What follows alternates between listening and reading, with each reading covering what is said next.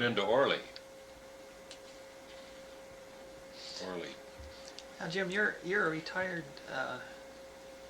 colonel. Yeah. You were the commander at the Philippine Air Station. No, no, I was chief of the air section of the Military Assistance Advisory Group in the Philippines. We were the advisors to the Philippine Air Force, and we aided them logistically. But you've asked me to relate an incident that occurred back in November of 1949, and here it is, 1 January 1983. But at any rate, what occurred was that the children, Julia Lee and Cecilia, were aboard a C-47 I was flying from Wiesbaden en route to Geneva, Switzerland, and we ran into a rather violent storm down the Rhone Valley. And it was late in the afternoon, and the windshield on the C-47 cracked, and the snow was coming in and piled up on my lap. And during all this bouncing around and so on, Celia and Julia Lee were having fits back in the aft section of the airplane. And Julia Lee left her mother and came up to the cockpit. And here she was playing in the snow in my lap while I'm fighting this airplane that's bouncing all over the sky. And I really got a kick out of it. She's up there oblivious to the hazards of flying in bad weather and playing in this little snow pile in my lap. Well, the net result of the trip was we didn't reach Geneva. We had to fly quite high to get into Geneva, and the weather was very bad, so we decided to spend the night in Lyon, France. And we landed there. It was dark, raining, and we found that going to town in a taxi was even more hazardous than flying. Just going down the road, the taxi ended up going broadside on the wet pavement, but did manage to get us into shelter and a reasonable hotel room. This trip was continued the next morning, where we got into Geneva, picked up some passengers there, and then proceeded on down to Athens, Greece. Alice and the kids, Celia and Julia Lee, had been en route for over a week. They had left the United States on a C-54 and had a runaway prop over the Atlantic. And they were very fortunate to get into Orly in Paris in one piece, because a runaway prop is a very hazardous situation on an airplane. And then after some delay getting the airplane back in commission, they had proceeded up to Wiesbaden, where I picked them up in a C-47 and took them on down to Athens. Well, that's just about the story in a nutshell. Well, what all countries have you been in your Air Force service? Oh, in our Air Force career, I suppose we've covered everything but the behind the Iron Curtain countries, at least in the northern latitudes. In my career, graduating from flying school in December '41, we're pretty ready for World War II. And my first overseas assignment was in the Aleutians in 1942. I spent 1942 up and down the Aleutian chain, flying missions down to Kiska, where the Japanese were entrenched at that time. Returned to the United States in January of 1943 and instructed down in Florida. Spent most of our time in St. Petersburg, Florida in '43, where I instructed in the P-40 training unit. I was a gunnery officer in the outfit.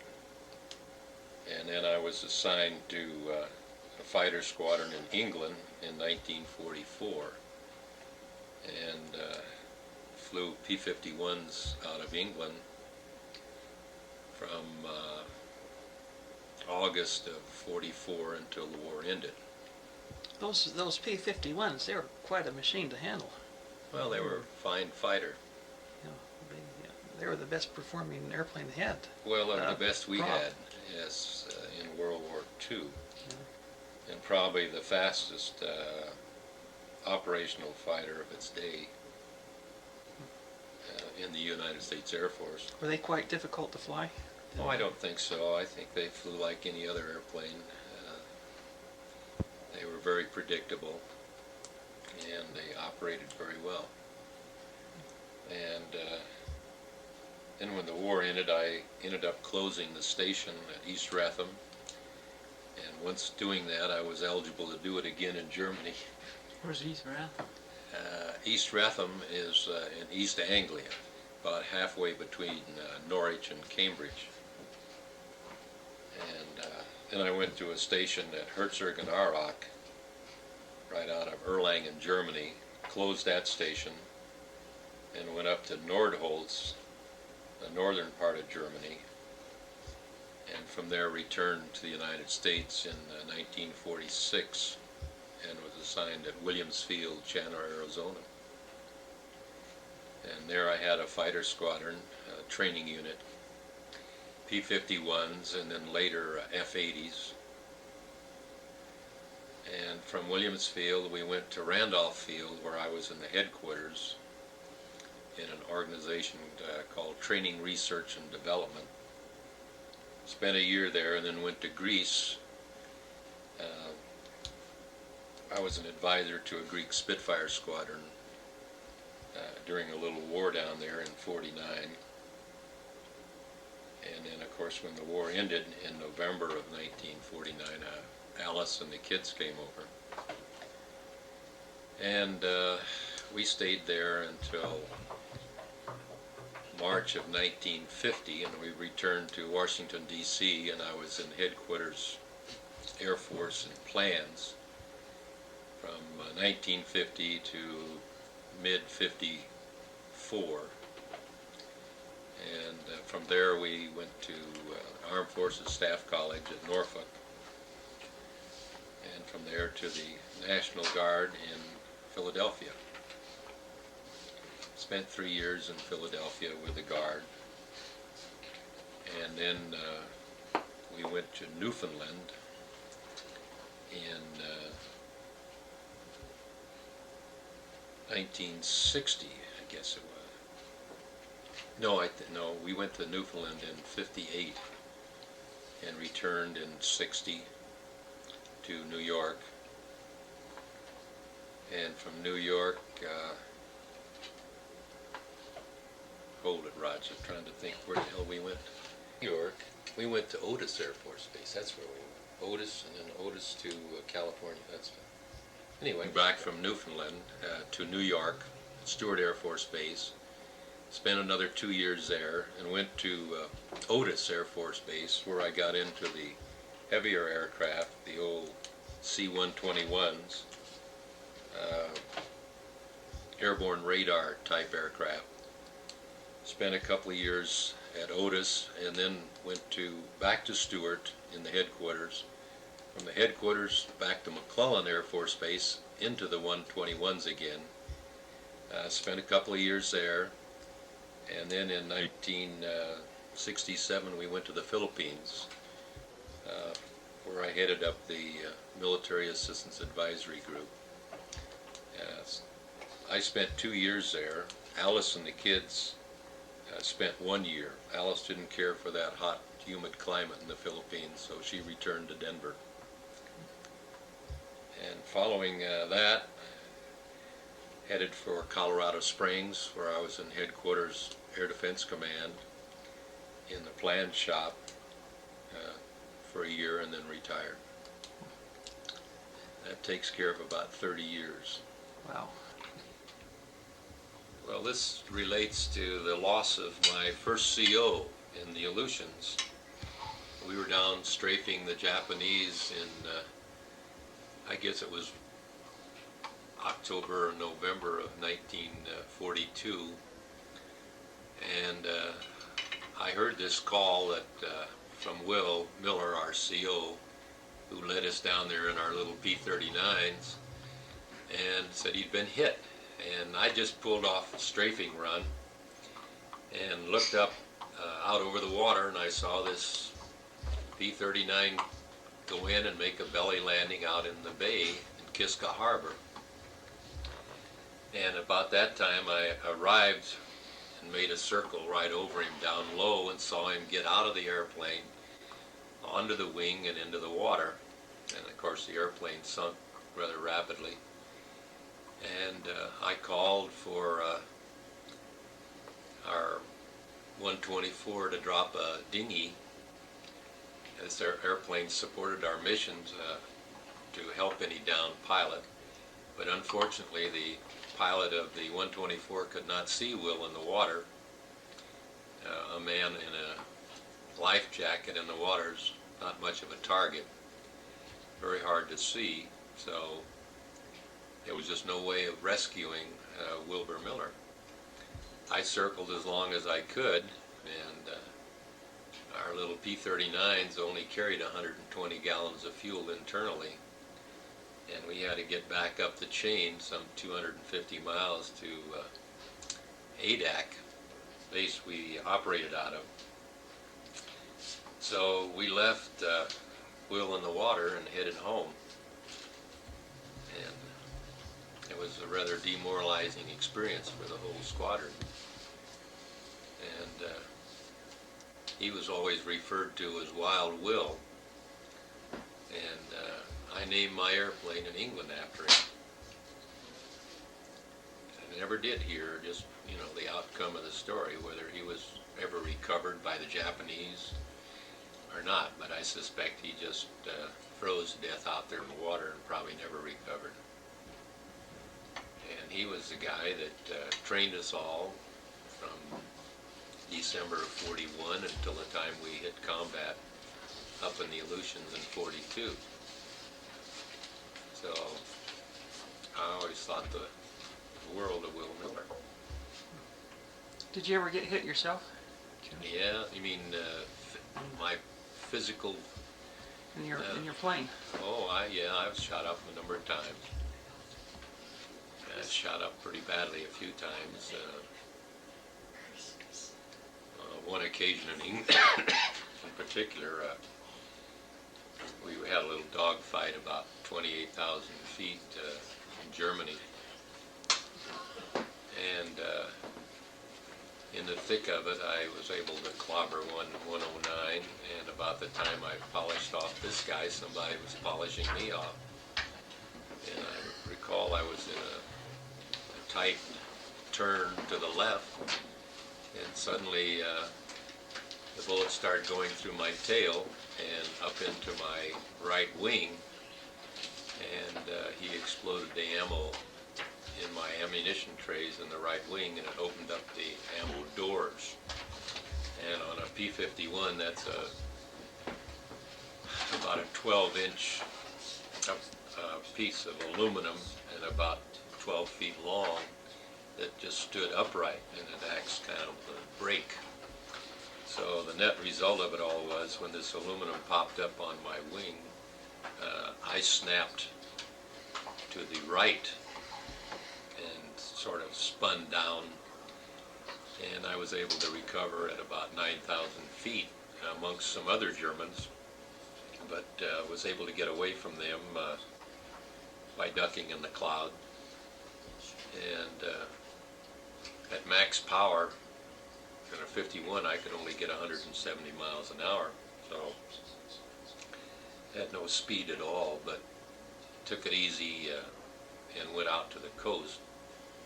This particular occasion, the fight had gone south in Germany, and we really didn't know where we were at the end of this scrap.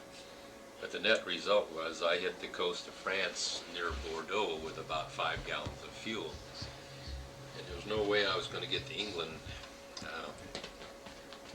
under those circumstances, so I looked for a place to land and ended up landing off the side of Murniac Airfield, which was all bombed out. and very fortunate, and I did see a tricolor flying, and the French Maquis had taken the airport the day before.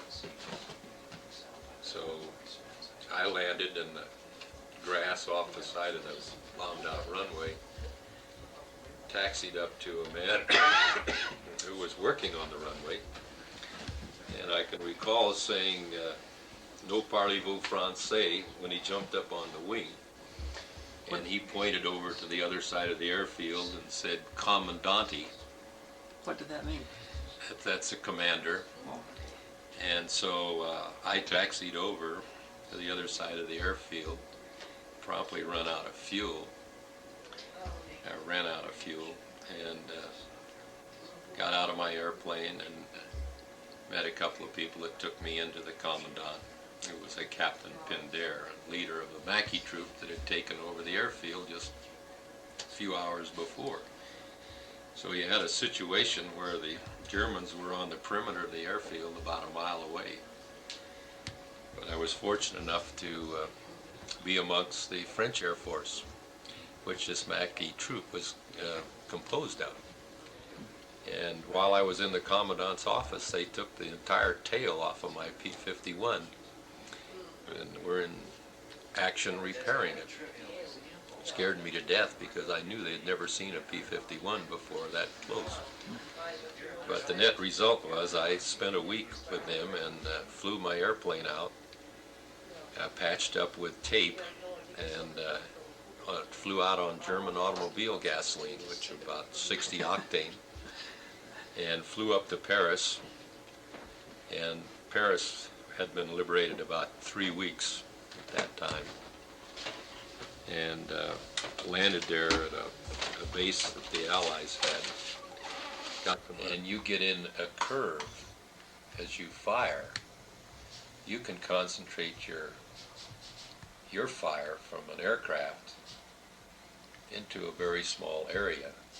So you get a real concentration of those 650 caliber bullets coming out of the wings of a P-51, and it'll tear up a lot of equipment, particularly trains, which aren't heavily armored normally anyway.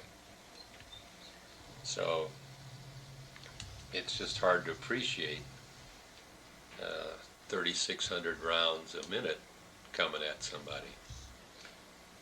And with your curve of pursuit on a target such as a train, you can set your airplane up so that you're curving and maintaining the firing distance pretty consistently so that you can concentrate your fire.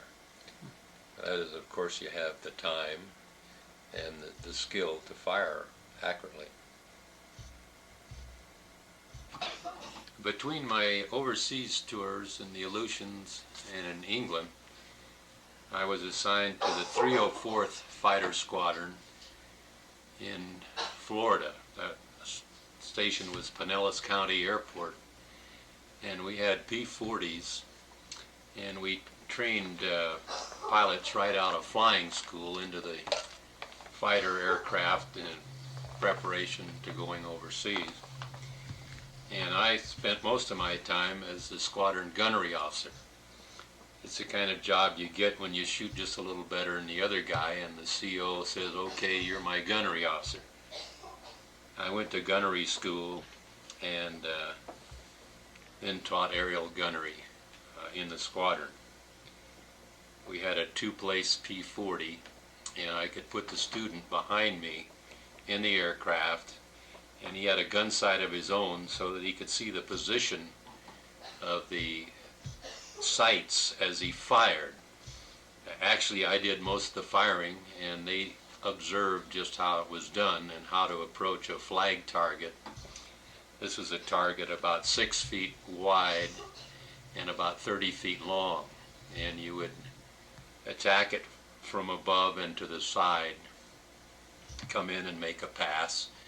And the technique that the pilot had to learn was how to position his gun sight on that target to score hits.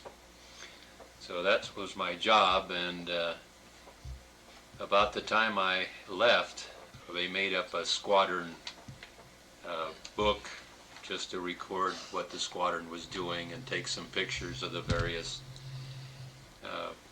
people in various positions in the squadron. And here is the officer in the 304 Squadron.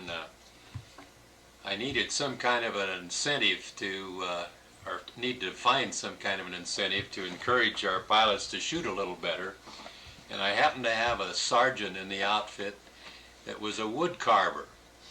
So I asked him to whittle a wooden jackass for me. And he did, and it was really a fine-looking animal, and we mounted it on a pedestal and named it Jackass Trophy for Jackass Gunnery. And what I did was place this trophy in the flight ops room of the flight that wasn't shooting as well as the others. And we had 3 major flights among our students. And the flight that did the worst in gunnery had to put up with this Jackass Trophy in its ops room. And it gave them some incentive to shoot a little better and get that trophy out. And any time there was a major change, and usually this was done on a weekly or I guess it was a bi-monthly basis, and that the low flight was able to rid itself of this trophy, we would have a beer bust in addition to the change of command regarding this Jackass Trophy was concerned. And it worked quite well, so I was happy with that little program.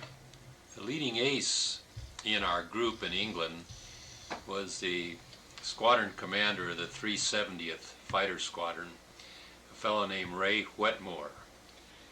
Ray ended up the war with 24 and a half German aircraft destroyed. I believe he got 21 in the air and 3 plus on the ground. He flew an airplane that he called Daddy's Girl. It became quite famous in the ETO, as when the war ended, he was the leading ace in the theater. He was famous for identifying aircraft early. When the rest of us would call in bogies, which was an unknown aircraft, he would be calling in bandits, which was the enemy. And he tended to get the jump on the rest of the pilots, and when he identified the enemy, he was after him. We put in our lost Ray towards the end of the war. He was vectored into Remagen Bridge, and he let down and penetrated through an overcast with the squadron to defend against some German aircraft that were bombing the bridge. Unfortunately, when he broke out at about 2,000 feet over Remagen Bridge, our own anti-aircraft fire shot him down, along with one other member of the squadron. On Ray's airplane, he had a K-20 camera mounted behind the armor plate, and when he tried to bail out, the canopy hung up on the camera behind him, so he was unable to get out of the airplane, and he was on fire, and he bellied in a field on the Allies side of the Rhine River, and some people on the ground forces were able to get him out of the airplane before he was hurt. So he had a real close call. And after that incident, a message came down from headquarters that Ray would not operate below 10,000 feet. They just didn't want to see the leading ace in the theater lost to ground fire. Ray stayed in the Air Force after the war, and was quite active in fighter operations. Unfortunately, he was killed in an F-86 accident about 1953. These are just some pictures that's put together.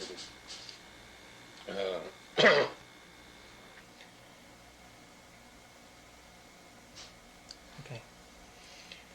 This picture was taken at Reims during the Battle of the Bulge, in, I think it was the 24th, actually taken the 24th of December, 1944. This is my outfit, and I'm right in the middle, the second from the left in the front row. Just after this picture was taken on the mission of the day along the Rhine River, I lost two of the pilots pictured here. My namesake in the upper left corner, and a fellow named Gavlin second from the right in the standing. Yeah, fortunately they strafed the airplanes on the other side, but they woke us up, I'll tell you.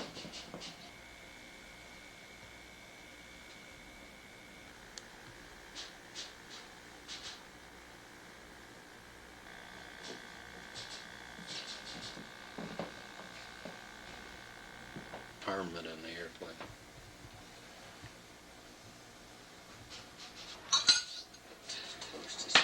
So Alice, why don't you tell us about the time that you had to drive all the way to Washington when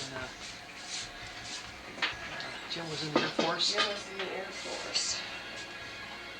All right, let me see if I can remember.